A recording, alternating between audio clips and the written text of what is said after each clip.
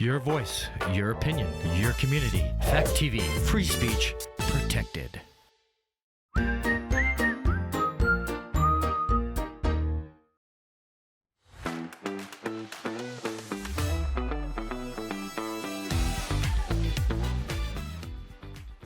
Everybody, welcome back. Thank you for being here today for Voices of Monadnock. This is a video podcast that is a collaborative effort between the Greater, oh God, I struggle with this so much. The Greater Monadnock Collaborative Chamber of Service. No. Chamber of Commerce. Chamber of Commerce. And Monadnock Family Services. That's where the service came from. That's where I work. I'm the project manager for Trauma Response of Monadnock. And it's been a day. So, but thank you for being here anyway. And we are here to talk today with Denise Dragon. You are a resident of Surrey? That is correct. Of Surrey. I think you're my first Surrey person here on the show. Perfect. So thanks for being here. Thanks for having me. And you run a fabulous program for therapeutic riding. But before we get into that, tell me about your background in the Monadnock area. Are you a long-time person here? I am not. I'm actually from the other side of the mountain. So grew up, came from Massachusetts and grew up in Derry. Graduated way back in the day from Pinkerton Academy. Raised my kids in Litchfield, and then I moved over here about 11 years ago. Okay, why? What brought you here? Out work. So I found myself driving from Litchfield all the way over to Keene. Made the move. And that got old real fast, I'm sure. That got old real fast, and now here I am. So. Okay, and how has it been for you being here in the Monadnock region? It took a while to get used to 20 minutes to go to the grocery store, or 40 minutes to what I used to say was see civilization, because I was a city girl. But now, I really like it. I work from home now, so everything's really quiet, and I find that if I do have to go to town, it's very people-y. So right, because home is a farm, so you're really used to quiet and isolation and the opposite of city life now. That's right. If I need a break from work, I can just walk outside and play with the dog or play with the horse and then go back in. So nice. So tell me, how did you end up a city girl with a stable? Always loved horses, grew up loving horses. My grandmother supported that throughout my years, and then had kids and put that on hold for a while. Unfortunately, none of my children really fell in love with horses, so I didn't get that excuse to be able to take them to the barns. Right. So when I finished paying for my youngest college, called her up and said, "The money's gone, I bought a horse." So it's been about 6 years. I bought my first horse, and she's still with me today, and just fell in love with the whole lifestyle all over again. And she was boarded for about a year, and my husband built a barn to bring her home, and then it's like chips, they just keep getting added. So we're up to 8 right now. Wow. On site. You went from 0 horses to 8 horses. Yeah, it's crazy. It's a big jump. It's a lot of work. It's a lot of work. It's good work though. Yeah. So. Well, it's obviously you found what you love to do. Right. Yeah. So is this your job now? No, I actually work full time I'm a production scheduler for a candle company out of Milford called Aileen Candles. I know them. Okay. So I work from home, and then my second full-time job has become Freedom Reins. So. Okay, cool. Tell me more about that. So before I started Freedom Reins and I had bought my horse, I was looking to volunteer, give back. It's just something I grew up doing, and once I got established over here, that's, I kind of looked around, and there was another therapeutic program running in the Keene area at the time that I volunteered for. Okay. And I did that for 2 years. And then they shut down due to COVID and never really got their bearing again after that. By then, I had 3 horses on my property. I was good friends with people that were part of that program. And when it was decided that program wasn't going to continue, light bulb went off and said, wait a minute, I think we can do this. And thank God my husband is supportive as he is, because he built an outdoor arena in a weekend.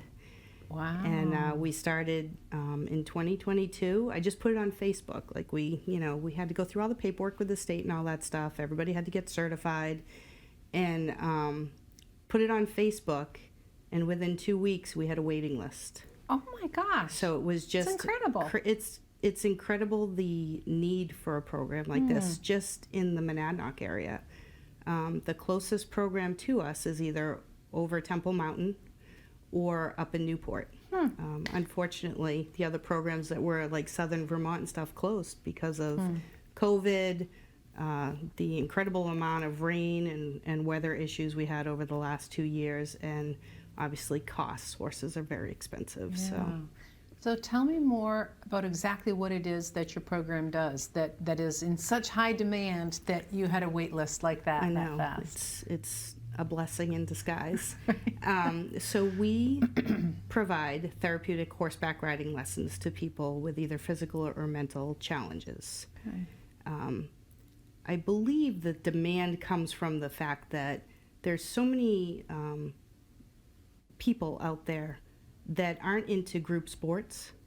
So our biggest class would be 2 individuals. You know, we try and keep it very one-on-one, depending on the need of the rider. They get an individual attention, and it allows that person to work on whether it's a physical challenge or a mental challenge in the privacy that they deserve. Most of our participants have some type of sensory issue, so they can't go to the movies or go on field trips like a lot of kids do. Summertime is a struggle because going to the beach can cause issues. You know, it's too hot, it's too cold. Sometimes it's as simple as the wind blowing bothers them. So there's a lot of struggles that people, I don't think, are really aware of, and we see that come out when they come to the farm. So yeah. Wow. So you really are, this is like, it's recreation, it's exercise, it's therapy, it's a whole lot of things all rolled together for people who don't really have other outlets for that sort of thing. You know, our group of clients, it's such a struggle not only for them but also for their families. You know, we have a couple of acres that are wide open, and maybe your child comes and I have them in a lesson and you have 2 or 3 little ones that are with you. So we try and also make it enjoyable for the entire family. You know, we have a sandbox the smaller kids can play in. We have a sensory path that if we're not on with the horses, we invite the family go up for a hike. You know, it's a 1/4 of an acre path that they can go up and explore. We have a brook that runs down the side of the property, so obviously kids are going to go in there and try and catch fish. So there's a lot there. Some parents will say this is the only break they get during the day because the individual working with does take a lot of time and energy, mental and physical. So we try and make it as easy as we can for the entire family when they come, and also give that individual what they need out of those lessons. That's really nice. How many people do you have doing this besides yourself? So there's 4 instructors. We all work part-time. Yeah. We all have full-time jobs. And then we have right now about 25 volunteers from the community, which we could not do this without them. I can imagine. It's absolutely amazing. Yeah, okay. Yeah. So what do you love about it? What's your favorite thing about doing this? You know, I love horses. I grew up loving horses, so the fact that I get to be with them, handle them every day, that's a blessing in disguise. But every once in a while, you'll see a rider with a breakthrough, and nobody else gets to see that, and that is such a privilege. You know, when we have a nonverbal child that by the end of the 6-week session will say even just one word, you know, we get to feel like we've accomplished that, you know, and we get to see the joy on their face and the reaction from the family. And, you know, we're basically trying to take the therapeutic part out of the office. You know, I love your couch, but I wouldn't want to sit here and tell you everything I'm thinking. Good, because I'm not a therapist. Right, yeah. So, you know, I'm not a therapist either, and I don't claim to be, but I've seen the miracles that occur when somebody is on a horse and they finally can let their guard down and they feel comfortable and they're in an environment that they can share. That's so wonderful. That sense of safety. I mean, I love therapy, and I think therapy comes in so many forms. Absolutely. And not every form is right for everybody. And to Right. find something I mean, I don't know any of the specific science around the benefits of equine therapy, but I've heard of it for years and years, that there are all sorts of studies. Yep. Horses are good for people in a certain way that, Correct. you know, nothing else is quite that. And Yep. so for the person who needs just that to find that, it Right. sounds beautiful. Yeah. And it must be... I'm going to tell you the same thing I told Luca. You need to come out. I know, right? And everybody who's watching or listening to this needs to Absolutely. come out and check out the place. Huh? Absolutely. So what happens if somebody shows up and you know, what would that look like for someone to come out and see your place? So what we do is usually people will contact us via email, and I always recommend to the parent, or if it's the participant, to come out before they sign up for lessons. Come out and meet us. There are times when people will get there and it's just too much for the child. They're either not ready, or they're scared of the horse, or they're scared of whatever. Right. You know, so I always recommend, especially if it's an autistic child, to bring them out first. Let us Right. meet them. They'll introduce them to the horses. I mean, we're all over the place with doing pony rides throughout the year. And we go and visit Cedar Crest, and we go and visit Rise for Baby. Yep. Okay. But we've had quite a few events out on Main Street where we're out there doing pony rides. So I want to go on a pony ride. oh, come on over. So a lot of our clientele actually comes from that, because they'll come up and they'll say, Right. oh, we're not sure if they'll try it. And I would say my team, we have never been unsuccessful getting someone on a horse. Nice. Even if you're scared, that's okay. You know, we'll get you on that horse and we'll take one step so you can see how it's going to feel. Maybe we take 2 steps and we stop, and there's always the option to get off. We never make anyone feel like, oh, you gotta go back and forth and then you can get off.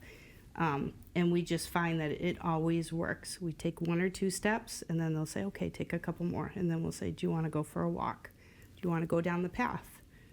Do you want to go say hi to mom and dad? You know, kids seem to think it's very funny to have the horses go up to their parents.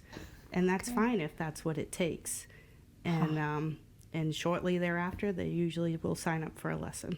That's really cool. Yeah. I remember years ago talking to somebody, he was a single dad with a daughter, and he said that when she was young, he put her in horseback lessons because he wanted his female child to know that she had power, had Right. control over such a big animal, Yep. because she would never feel too small or too weak as an adult woman if she had Yeah. that concept of herself as being able to control a horse. Yep, and it's true. And, you know, we have a lot of parents that will say, you know, have your daughter fall in love with a horse and she'll never get in trouble with boys or Right, drugs or she'll never alcohol. fall in You know, love with boys. That's because Well. there'll never be any money to go do any of that. Right. You know, they're very expensive. But, you know, the growing up, going to horse farms and stuff like that, they have to be a no drama type place. Horses don't have any room for that. When you're attached, whether you're on the ground or on their bodies, to an 1,800-pound animal, you can't be messing around. Right. There's no screeching. There's no throwing a fit. There's no throwing of anything. You know, it's very controlled, and that's how you help kids and individuals build that self-confidence. Right. When we go from I'm attached with a lead on lesson 1 and walking you around and telling you what you need to do, to I'm going to unclip and now you're in charge, and you see that, most of the kids will kind of get scared, and we'll say, take a deep breath, you know what you're doing, check your body, check yourself, is everything good? All right, let's go. And you just see them literally will rise up because they're in control. Ha. And even though you may have a leader or a sidewalker walking beside you the whole time, you're in control of this horse. Yeah. And you've learned it, and you've earned the right to be able to do this. And it's a privilege for them, you know, and usually by the end of the 6-week session, you know, you see the change in the child. Maybe they were really quiet at first and didn't really speak very loud, and we say, no, you got to make it loud enough to see that horse's ear move so you know the horse can hear you. Sometimes I'll say, come on, I know you fight with your brother, I want to hear that voice. Those are the commands. So we try to teach them to be very clear about what they're asking, use that loud outside voice, and control your body at the same time. Yeah. And that's a lot of work. Well, it's a lot of work, and it's also a lot of really good life lessons. It is. Right there. I mean, even just the idea of being able to control the animal, you have to have an amount of control over yourself. That's right. In order to do that. And so it's the confidence, but it's also like the responsibility. Yeah. I have to manage myself so that I can manage this animal, because if it gets unmanaged, things here will be not so good. And so, but that like kind of proving to people, I can manage myself. That in itself is a lesson that there's not a lot of places necessarily in our lives nowadays where that lesson really gets reinforced. I agree. And the other part of it too is time management, which even as adults, I mean, I'll say I still struggle with it sometimes. I think everybody does, but they're there for a certain amount of time, and it's the same process every time. They show up. Who's your horse? That's your horse. Get the gear. You have to brush it a certain brushes you use as a process. You put the gear on. You get mounted on the horse. We say whatever our goal is for that day, for that lesson, the end of the lesson, you're going to get off that horse. You're going to go in reverse now. You're going to help take off the tack. You're going to rebrush the horse. Maybe it needs to go in the paddock. Maybe it needs to be fed dinner. If you're willing to stay, you can help us do that. So we try and get them to do as much as possible, even though we have volunteers there to help. As the child or participant gets a little bit more independent, we want to keep them at that level. So we'll just say, that person's not going to help you today. They're just going to walk with you. What are our steps? And we have them repeat and repeat and repeat. And usually by week 3 or 4, they're like, I got this. Okay. And we all kind of, I tell the volunteers, now you're in hover mode. So I may say to them halfway through a lesson, stop walking with them and come to the middle of the arena with me. And just stand there and get out of the way so the rider's completely independent. And remind them, you have to check yourself. How is your body? How is the horse responding? That's the other thing that we need them to key into. Horses have good and bad days just like we do. If your horse that is usually walking a little bit faster isn't really walking that fast today, why do you think that is? Maybe they're being a little bit lazy and you can use your body to get them to go a little bit faster. Or is something wrong? And we try to teach them that. You're taking care of a live animal. You're asking this live animal to do something. So you need to be aware. And it's very rare that they don't have the same horse every week. We try and keep those things consistent. Yeah, that makes sense. Some of our riders need that consistency. Others, it's the best horse for whatever their disability or challenge is.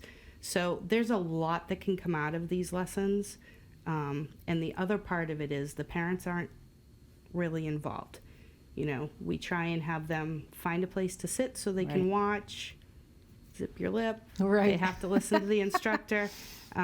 There's times we have to remind them that they have to listen to the instructor. And then, the kids can grow from that. The participants can grow from it. It's amazing to see. And now that we're in our 3rd year and we have some riders that have been with us all 3 years, I mean, we just started back up in the beginning of April. They show up, I'm like, my God, you grew like 3 inches. When did that happen? Because we're only open from April to the end of October. Right. So. Right. Well, okay, first of all, that just all sounds so fantastic. I mean, you've got me completely converted. I want to ride. I want my daughter to ride. Like, it's just perfect. Why is this not in our lives? But it's so obvious, the value of it, the benefit of it. I mean, to people with special needs, yes, and to anybody, really. I mean, it's just one of those human things. Like, why do we have dogs for pets? Dogs are good for people. Cats are good for people. Horses are good for people. You know, there's no downside here, except for how much it costs. They are expensive. But so that said, you just mentioned you're open 6 months out of the year, which I believe is because you're just an outdoor arena, right? Right. So what's right now, your big vision? We got so many things.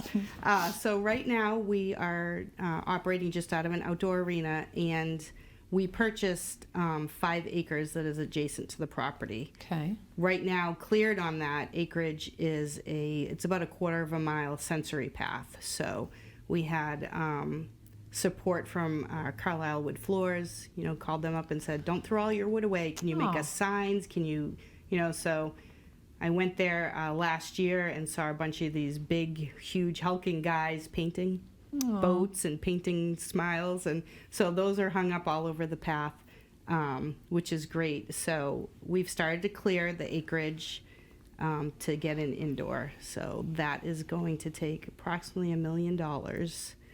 Oh my God, literally $1 million? Literally just under $1 million. Ooh. And it's because, and I'm not a contractor, but it's because the size of the building, the size of the space. So we're looking for 80 by 180. And those buildings there's few and far between. So anybody in the area knows there's a couple barns that have indoor arenas, and they've been out there for 30, 40, 50 years.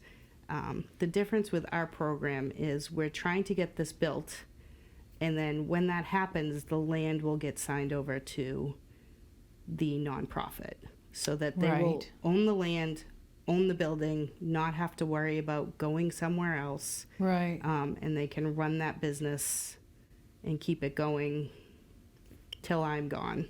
Right.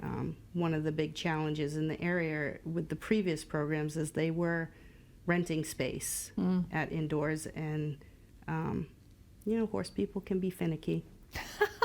I'll just leave it at that. So that is our business plan, is we bought the property and we'll donate it to the nonprofit if we can get that indoor built, and then it will survive, I hope, long after I'm around. Well, it sounds wonderful, and clearly it's something that's needed in the area. There's a demand for it. There's a huge demand for it. And nobody else is meeting the demands at all right now. Right. So. And where we are getting a large percentage of our clientele from medical professional referrals, that's not going to go away. Yeah. The mental health crisis, everybody has seen that, go through the roof. Ever since COVID, I think it's gotten a little bit worse. And we're offering an activity that can be outside. In the indoor, it would be during the winter. They'd be inside. But there's a lot to be said about getting these participants outside in the fresh air, away from electronics. Yeah. To focus on a horse. So. Yeah. Wow. Well, big vision. I love plans. It. So as far as what you're looking for that, I want to just go ahead and kind of stump for you for this right now. So you need volunteers, you need donations. What do you need to help make this happen? We need it all. We always need more volunteers. There's always work to be done. There's always classes that need volunteers. We do have some that come and just do barn chores, and we have some that come and help with the participants. So that's great. What sort of knowledge base do you need to help at that level? You don't need any. Okay. We will train you. Okay. So, and we have some parents that come and bring their kids to do chores, and they're trying to teach them to be responsible and clean. Everybody wants a pony, but they don't always realize how much work it is. And then as far as helping with the lessons, we do it's about an hour and a half of training to teach you to be a sidewalker. And then about another hour specifically if you want to be a leader, which means you're responsible for the horse. So most of our volunteers didn't have prior horse experience. Okay. Everybody likes horses, but they can be scary to handle. And our horses are not, I don't want to say they're special. They are special. So most of our horses are older, kind of been there, done that. Right. They have to have the correct temperament. It takes a long time for us to find a horse for the program. We don't want them too young. We don't want them too spicy, Right. Not all horses like little kids. Little kids can be noisy and touching them everywhere and kind of jumping around. And, some horses, it makes them nervous, just like a dog, just like a cat. But the horses can't go hide. So it takes a while for us to find these horses. So right now we have an amazing group that really tolerate a lot. And one of the bonuses is we let our volunteers ride for free. So nice. That's a very good one. Motivating. That's my selling point. Yeah, I bet it is. As far as donations go, it's just like every other nonprofit. Our yearly budget right now is about $50,000, and we're able to cover that with donations we receive, revenue from the services. We do a lot, like I said, we go out and do a lot of events. We did the ice festival. We did an event down at the airport on St. Patrick's Day. We have some type of fundraiser going all the time. Our next big one coming up is a golf tournament that's going to be at Brentwood, which is August 23rd. We have a fall festival that's going to be October 19th at the Cheshire Fairgrounds. So we're always doing something to raise money to keep it going. It's really cool, but also what I'm thinking as I listen is, like, this program existed, it stopped, you kind of picked it up and made it your own and relaunched it, but it's really, you know, your work that's made it happen, and yet I hear a lot of support from the community behind it, and to me that's the whole, that Monadnock thing that we come back to again and again, that people are collaborative, they work together, they care about each other, and this just seems like the perfect example of that. I mean, I'm going to throw the Surrey flag out there. I can't say enough about the community in Surrey. Like, people have been amazing. If I put something out there that I'm looking for, it gets, all of a sudden it's dropped off in my front lawn. We have a couple that gave us basically the right to hay their field, which cuts our costs down significantly. Instead of having to pay you know, retail price for the hay. That's a huge savings. You know, the Surrey community has been great. Cheshire Horse is a huge supporter of the program. Whenever we needed equipment or helmets or you know, discount on the grain that we buy, you know, they're right there with us. So nice. Now we're going to be reaching out to the community and saying, hey, we need money. We need either, you know, a benefactor to step up would be wonderful. But besides that, we're going to be writing grants. We're in the grant process with just about every large employer in the Keene area that has foundations, trying to raise this money to build the indoor. Fantastic. Yeah. Wow, Denise. I love knowing that this exists. I love what it stands for. I love the way that you're doing your part. You know, I work in this trauma responsive Monadnock program, but this is trauma responsive Monadnock right here. Like, people like you who are just saying, hey, there's people who have a need. There's people with these challenges. Here's something I can do about it. We can work together to do something about it. And it's not this great big roar, all these, it's just, hey, let's just ride horses. Yeah, we're not a big machine. So. I love it. Wow. Yeah. Well, thank you so much for being here today. And thanks for doing what you do and being one of these perfect examples of this is our area and what we do and what we stand for. And anybody who's watching or listening, please consider how you might want to get involved or support Freedom Reigns in Surrey, New Hampshire. And they can, find you online? And we're on Facebook. Okay. We have a website, frnh.org. Okay. You know, you can find us on the phone. So we're everywhere. If you're looking for us, I think I'm now known as the Horse Lady in Keene. There you go. We have flyers and business cards everywhere. So yeah, just reach out. Awesome. Okay. Thanks so much for being here today. Thank you. And thank you, everybody, for tuning in. We'll see you again next time.